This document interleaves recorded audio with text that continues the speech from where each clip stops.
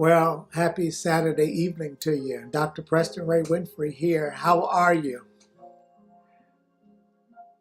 Yep, I was waiting on you to answer. Did you answer? I'm doing well. Clothed in my right mind, reasonable portion, health and strength, have the activity of my limbs, got a made up mind, and willing to go on to see what the end is going to be. I hope that you are making great decisions for your life. You know, life is one step from the cradle to the grave. And, in life, we do a lot of things. Sometimes we get it right. Sometimes we get it wrong. Sometimes we think we have it right or had it right, only to discover that it wasn't right, it was wrong. And then there are those times when, right,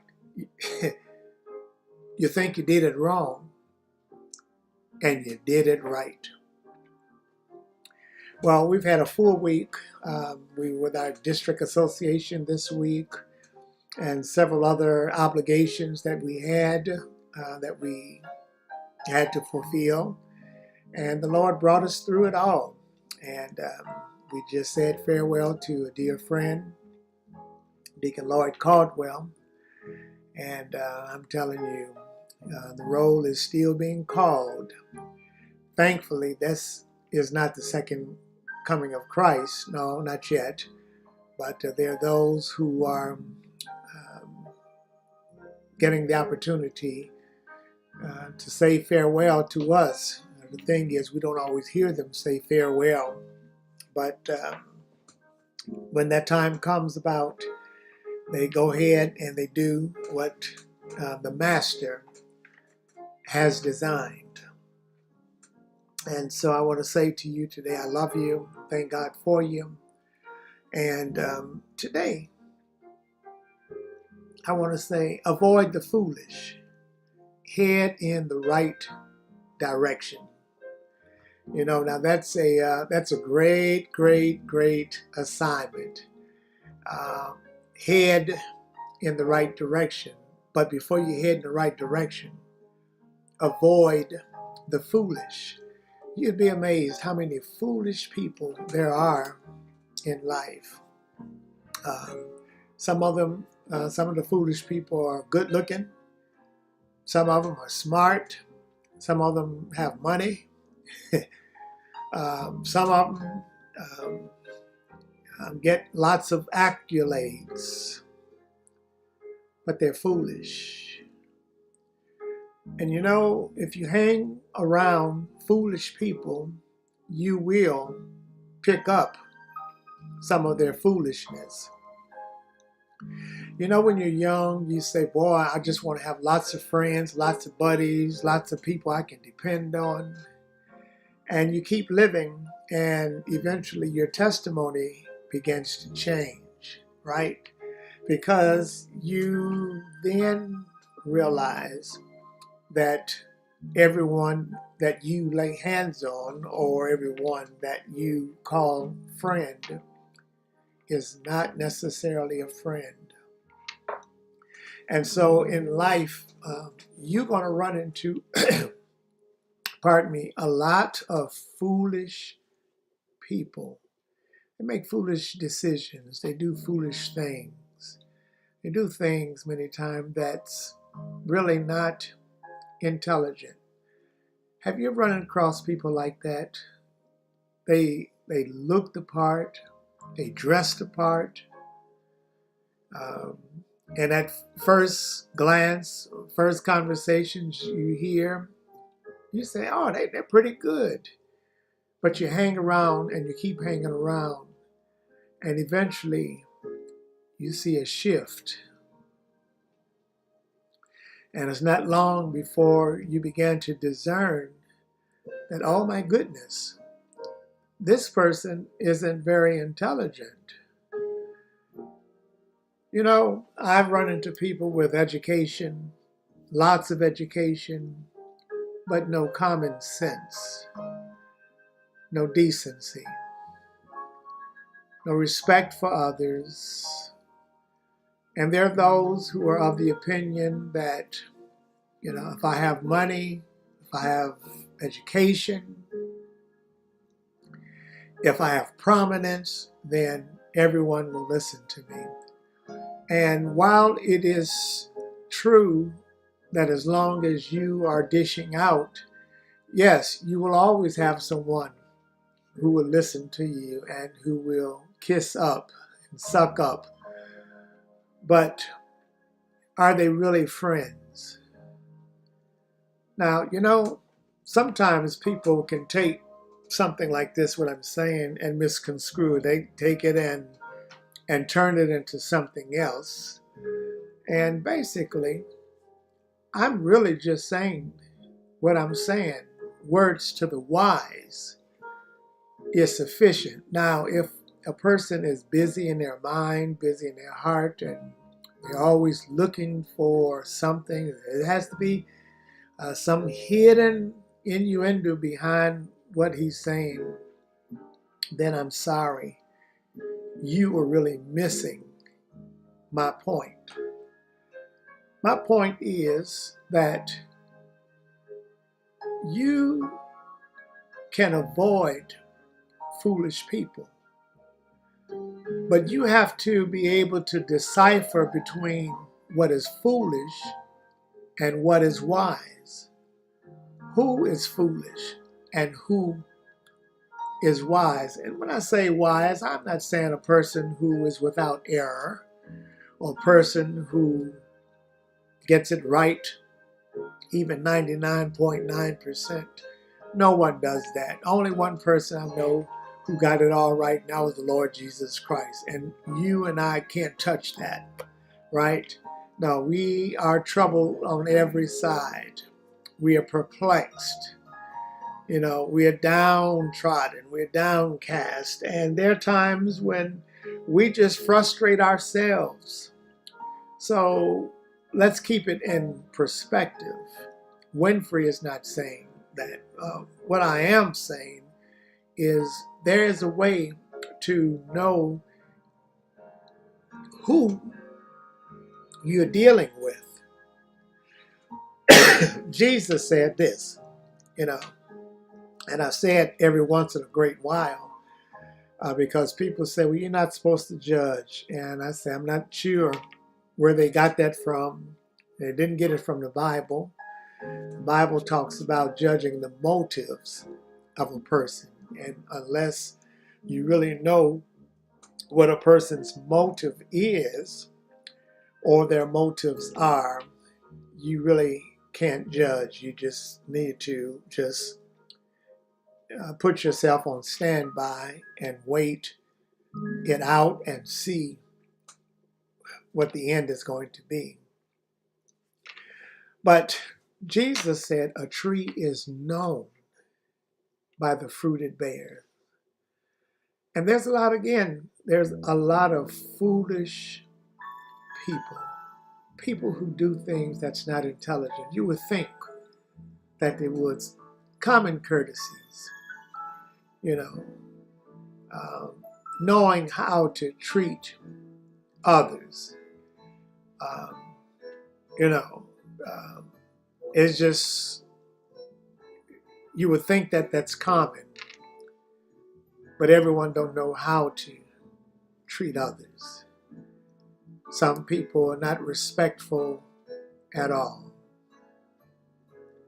And so we are always left with choices. What do I do? Do I ultimately go and try to convince a foolish person and a person who's deliberate about maintaining their status of foolishness?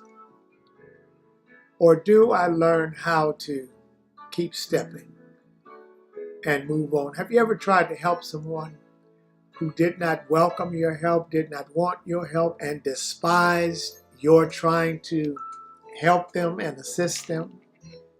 I know you have. So what did you do? Did you say, well, I'm going to continue until I win them, until I convince them that I mean them good, I'm trying to help them? Or do you say, one less bell to answer, one less egg to fry. I think that's a church song, you know. Find it in the hymn book in life. Or do you say, you know what, I'm going to move on. You know, it's like a restaurant. You go to one restaurant and say, I want to go to this restaurant, but the restaurant is closed. Or you go in and the restaurant, you don't enjoy the food. Do you continue to go? Or do you say, no, I have other choices? Aren't you glad for choices? Aren't you glad that there's always a choice, that where one will not, another one will? You know, you have to choose who you're going to fellowship with, who you're going to be in a relationship with. Why marry a person and be miserable? You can't stand them and they can't stand you. And I said, well, we're just going to stick it out because we tied the knot. You may have tied something. I'm not sure it's the knot rather. So you have to learn how to make choices in life. And then you have to have courage, and courage of your convictions. When you're convicted that this is not good, that this is a foolish move, this is a foolish direction, and if I continue to go in that direction, I too will not only become foolish, but I will be recognized as a foolish person. And so we have choices in life. I want to read something from you. I'm reading from the book of Proverbs, and in chapter 9, listen to these words. And I'm going to read it from I'm going to read from two versions. The first version is going to be from the King James Version. Listen, starting at verse 1, chapter 9 of Proverbs. Wisdom hath built her house. She hath hewed out her 7 pillars. She hath killed her beast. She hath mingled her wine. She hath also furnished her table. She hath sent forth her maidens. She crieth upon the highest places of the city. Whoso is simple, let him turn in hither. As for him that wanteth understanding, and she saith to him, come, eat my bread, and drink of the wine which I have mingled. Verse 6 says this, forsake the foolish, and live, and go in the way of understanding. Verse 7 says, he that reproveth a scorner getteth to himself shame, and he that rebuketh a wicked man getteth himself a blot. Now let me read it from the Revised Standard. It says, wisdom has built her house. She has set up her 7 pillars. She has slaughtered her beast.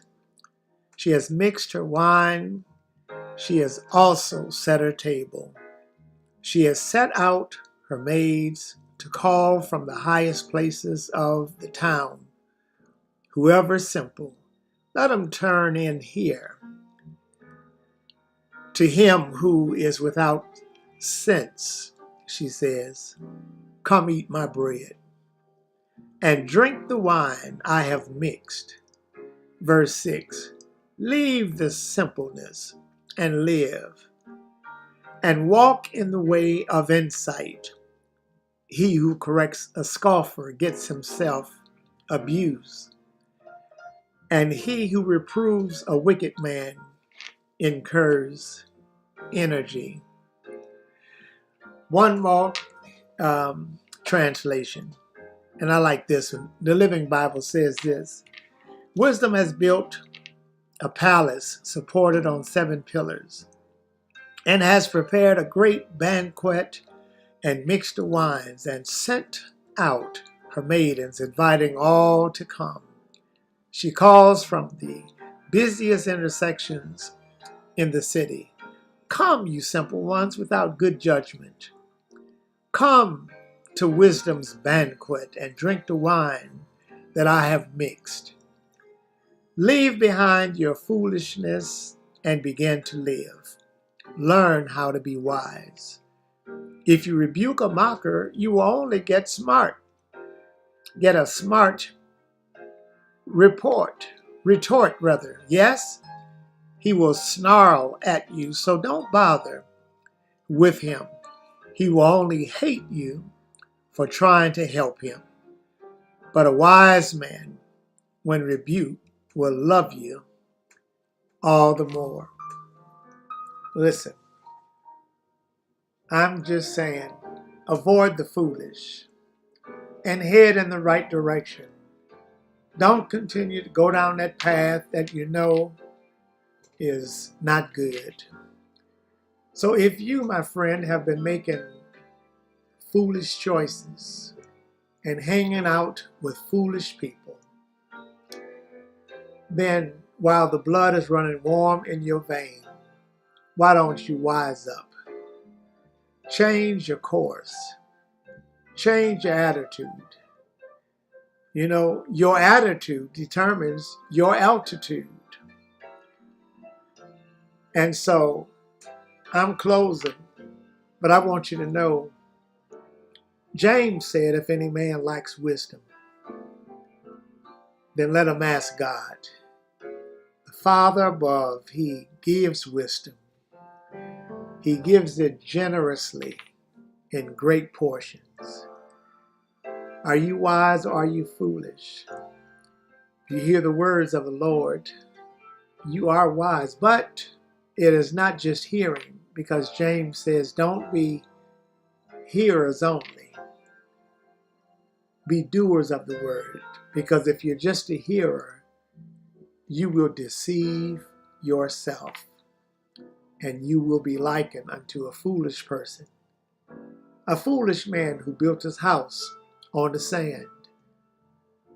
And when testing times came, the rain came and the floods rose, that foolish man's house collapsed because it was not built on wisdom. It was not built on a foundation. But the wise man who built his house on a rock, when the rains came and the floods rose up, that wise man's house stood firm. And can I tell you, when you stand firm, many times you're going to be standing alone. There are those who will walk away from you because you are standing on a firm foundation. There are those who will despise you. But let me tell you, every once in a while, the Lord will send somebody around to let you know that you're going in the right direction. Somebody will come back and tell you, you've been a blessing to me. And I just want to say thank you. Oh, ain't the Lord all right? I want to encourage you on this Saturday evening. Be wise. Trust in the Lord with all your heart. The Lord who died on the cross for you rose again from the dead, gone back to heaven, but one day will return for the wise, those who have received him as their Lord and their personal Savior, and not those who think that there is another way into the kingdom. All righty. Well, listen, this is Dr. Winfrey saying I love you so much. May the Lord bless you. May he keep you. Listen, we're going to be in worship on tomorrow, right back here on the same channel at 9 o'clock a.m. And then at 11 o'clock a.m., we're going to have our health and wealth and safety and wise fair that's going to take place at 11 o'clock. Our presenters will begin roughly around 11:30 a.m. there at that place we call Pioneer, 315 East 161st Place. We would love to have you there. And we're going to have the doctors there. They're going to give us information. Pharmacists is going to be there. Someone's going to talk about what it's like when you get older, geriatrics. And so I want to encourage you. We'll have the police there. We have the fire department there. So I want to invite you. Come on and be my special guest and join us for a wealth of information. All righty. May the Lord bless you and keep you and cause his face to shine upon you and be gracious unto you. May the Lord lift the light of his countenance upon you and grant you peace. Have a good rest of the evening and good night.